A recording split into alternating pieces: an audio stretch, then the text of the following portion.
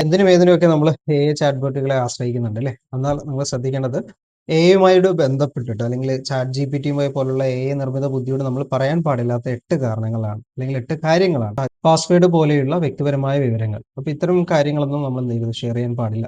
മറ്റൊന്ന് ബാങ്കിങ്ങും സാമ്പത്തിക വിവരങ്ങളാണ്. അപ്പോൾ നമ്മുടെ ബാങ്ക് അക്കൗണ്ടുകൾ, ക്രെഡിറ്റ് കാർഡുകൾ അല്ലെങ്കിൽ അത്തരത്തിലുള്ള കാര്യങ്ങളൊന്നും AI ചാറ്റ് ബോക്സുമായിട്ട് നമ്മൾ പങ്കുവെക്കരുത്. ഒക്കെ ഇലക്ട്രോണിക്സ് ആണ്. ഡാറ്റകളൊക്കെ സേവ് ചെയ്യപ്പെടുന്നതാണ്.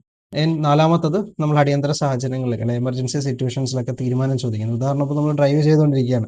ഡ്രൈവിങ്ങിനിടയിൽ കാറിന്റെ ബ്രേക്ക് പോയി കഴിഞ്ഞാൽ ഉടനെ ചാറ്റ് ജിപിടി ചോദിക്കുകയാണ് എങ്ങനെ ശരിയാക്കാം എന്നുള്ളത്. അപ്പോൾ അത്തരമുള്ള സമീപനങ്ങളൊന്നുമല്ല.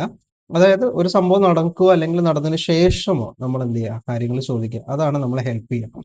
അല്ലാണ്ട് ഉടനെ സഡൻ ആയിട്ട് പ്രസന്റിലുള്ള നടക്കുന്ന ഒരു പ്രശ്നത്തെ നമ്മൾ എന്ത് ചെയ്യരുത് ഒരു സൊല്യൂഷൻസ് ആയിട്ട് ചാറ്റ് ജിപിടി ചോദിക്കാൻ പാടില്ല. അഞ്ചാമത്തെ ബ്രേക്കിംഗ് ന്യൂസുകളും അല്ലെങ്കിൽ കറണ്ട് അഫയേഴ്സുമായ കാര്യങ്ങൾ. ഇപ്പം അപ്ഡേറ്റ് കൂടുതലായിട്ടുള്ള അപ്ഡേഷൻസ് അല്ലെങ്കിൽ പെട്ടെന്ന് അറിയാൻ വേണ്ടിയിട്ട് ചോദിക്കരുത്. കാര്യം ഓൾറെഡി ഇതിൽ ഡേറ്റ ക്രോഡീകരിച്ച് വെച്ചിട്ടുള്ളതാണ് അല്ലെങ്കിൽ സെർച്ച് ചെയ്ത് വെച്ചിട്ടുള്ളതാണ്. അപ്പം പെട്ടെന്നുള്ള ബ്രേക്കിംഗ് ന്യൂസുകളോ കാര്യങ്ങളോ അല്ലെങ്കിൽ കറണ്ട് അഫയേഴ്സിനോ വേണ്ടിയിട്ട് നിങ്ങൾ നോക്കേണ്ട കാര്യമില്ല. അത് അപ്ഡേഷന് ശേഷം നോക്കിക്കഴിയാം എന്നുള്ളതാണ് ചാറ്റ് ജിപിടിയോട് നമ്മൾ ചെയ്യേണ്ടത്.